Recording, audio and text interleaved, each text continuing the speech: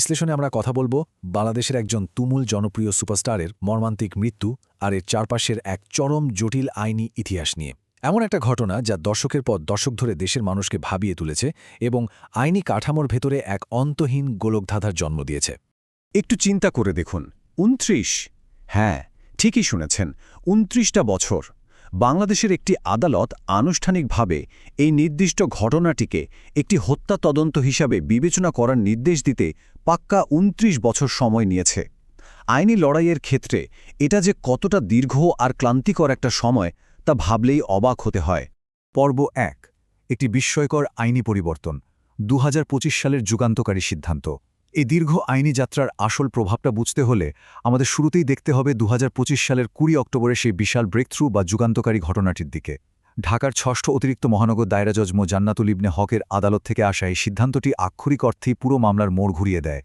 আসলে পুরো ঘটনাটা একটা বিশাল দ্বন্দ্বের ওপর দাঁড়িয়ে আছে, আর ঠিক এই কারণেই মামলাটি প্রায় ৩ দশক ধরে আদালতের বারান্দায় ঘুরপাক খাচ্ছে। একদিকে আছে তদন্তকারীদের সরকারি সিদ্ধান্ত, যেখানে দশকের পর দশক ধরে বলা হয়েছে এটা নিছকই অস্বাভাবিক মৃত্যু বা আত্মহত্যা। আর ঠিক তার উল্টো দিকে আছে পরিবারের এক অটল অভিযোগ। ১৯৯৭ সাল থেকে তারা একটাই দাবি করে আসছেন, এটা কোনো আত্মহত্যা নয়, এটা খুন। তো ২০২৫ সালের এই রুলিংয়ের সবচেয়ে গুরুত্বপূর্ণ দিকটা কি? ব্যাপারটা হলো, এই আদেশের মাধ্যমে ২০২১ সালের একটি পুরনো আদেশ পুরোপুরি বাতিল হয়ে যায়। ২০২১ সালে কিন্তু মামলাটি একেবারেই নিষ্পত্তি বা বন্ধ করে দেওয়া হয়েছিল, কিন্তু এই নতুন আদেশের অর্থ হল মামলার ফাইল আনুষ্ঠানিকভাবে আবার খোলা হয়েছে। পর্ব ২, ১৯৯৬ সালের ট্র্যাজেডি, যেখান থেকে আইনি লড়াইয়ের শুরু। চলুন এবার একটু পেছনের দিকে ফেরা যাক। দেখতে হবে কিভাবে এই পুরো ঘটনার সূত্রপাত হয়েছিল। দিনটি ছিল ৬ সেপ্টেম্বর ১৯৯৬। ওই দিন চলচ্চিত্র অভিনেতা চৌধুরী মোহাম্মদ শাহরিয়ার, যাকে গোটা দেশ সালমান শাহ নামেই সবচেয়ে বেশি চেনে, তিনি মর্মান্তিকভাবে মৃত্যুবরণ করেন। মৃত্যুর পরপরই উত্তরের খোঁজে এক দীর্ঘ সংগ্রামের শুরু হয়। চিফ মেট্রোপলিটন ম্যাজিস্ট্রেট কোর্ট সিআইডিকে তদন্তের নির্দেশ দেয়, কিন্তু যখন সিআইডি ঘটনাটিকে আত্মহত্যা বলে রায় দেয়, ঠিক তখনই পরিবারের তরফ থেকে প্রথম রিভিশন মামলাটি দায়ের করা হয়। অর্থাৎ একেবারে প্রথম থেকেই পরিবারের অবস্থান ছিল খুব স্পষ্ট। তারা সরকারি তদন্তের ফলাফলের সাথে একেবারেই একমত ছিলেন না।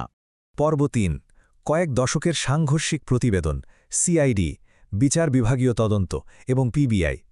এরপর বছর গড়িয়ে যাওয়ার সাথে সাথে মামলাটি একের পর এক তদন্ত সংস্থার হাতে ঘুরতে থাকে।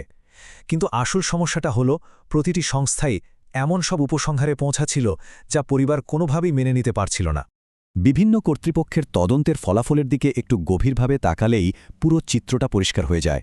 ২০১৪ সালের বিচার বিভাগীয় প্রতিবেদন হোক কিংবা ২০২০ সালের পিবিআই প্রতিবেদন, সবাই এই সিদ্ধান্তে অটল ছিল যে এটি কোনো খুন নয়। আর এই ধারাবাহিক রিপোর্টগুলোর উপর ভিত্তি করেই শেষমেশ ২০২১ সালে আদালত মামলাটি নিষ্পত্তি করে দেয়। পর্ব ৪, একটি পরিবারের অক্লান্ত লড়াই, ন্যায় বিচারের জন্য মশাল এগিয়ে নেওয়া। এই দীর্ঘ লড়াইয়ের এক পর্যায়ে একটি অত্যন্ত মর্মান্তিক ঘটনা ঘটে। সালমান শাহের বাবা কমরউদ্দিন আহমেদ চৌধুরী মৃত্যুবরণ করেন, কিন্তু তার মৃত্যুর পরও এই লড়াই থেমে থাকেনি। মামলার হাল শক্ত হাতে ধরেন সালমান শাহের মা নীলা চৌধুরী। তিনি নিজে বাদী হিসেবে যুক্ত হয়ে নিশ্চিত করেন যে ন্যায় বিচারের এই আইনি লড়াইটা যেন বাবার মৃত্যুর সাথেই শেষ না হয়ে যায়। এখানে একটা নির্দিষ্ট আইনি পদক্ষেপের কথা না বললেই নয়, সেটা হলো নারাজি বা অনাস্থা পিটিশন। সহজ কথায় এটা হলো তদন্ত প্রতিবেদনের প্রতি আস্থাহীনতা প্রকাশ করার একটা আনুষ্ঠানিক আবেদন, যার ফলে একটা মামলা স্বয়ংক্রিয়ভাবে বন্ধ হয়ে যাওয়া ঠেকানো যায়। ২০১৫ সালে ১০ ফেব্রুয়ারি নীলা চৌধুরী যখন বিচার বিভাগীয় তদন্তকে চ্যালেঞ্জ করে এই পিটিশনটি দাখিল করেন, তখন তিনি মূলত একাই একটা হত্যা বিচারের সম্ভাবনাকে বাঁচিয়ে রেখেছিলেন। এই নারাজি পিটিশনটা না থাকলে হয়তো মামলাটা তখনই চিরতরে ধামাচাপা পড়ে যেত। এই দীর্ঘস্থায়ী ধৈর্য আর লেগে থাকার বিষয়টি সত্যিই অবাক করার মতো। ২০২১ সালে যখন মামলাটি পুরোপুরি খারিজ হয়ে যায়, অনেকেই ভেবেছিলেন এখানেই হয়তো শেষ। কিন্তু ঠিক তার পরের বছরই মা নীলা চৌধুরীর পক্ষে চলচ্চিত্র পরিচালক আলমগীর কুমকুম একটি আপিল দায়ের করেন, আর এই আপিলটি মূলত ২০২৫ সালের সেই ঐতিহাসিক পরিবর্তনের পথ প্রশস্ত করে দিয়েছিল। পর্ব ৫, হত্যা মামলাটি পুনরায় চালু করা, আদালতের নতুন আদেশের দাবিগুলো। চলুন পুনরায় সেই ঐতিহাসিক ২০২৫ সালের সিদ্ধান্তে ফিরে আসি।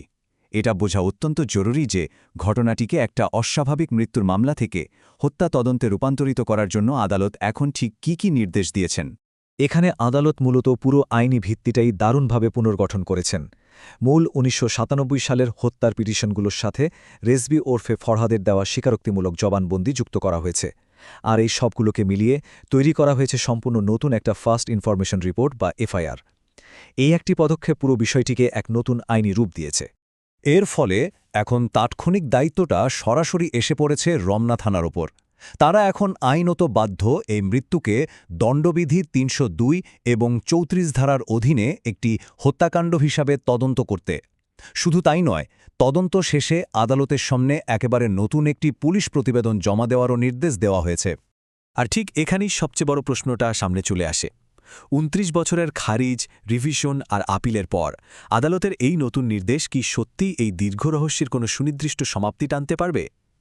প্রায় ৩ দশকের এই অবিরাম লড়াই কি শেষ পর্যন্ত এমন কোনো চূড়ান্ত আর অটুট সত্যের আলো দেখাবে যা সব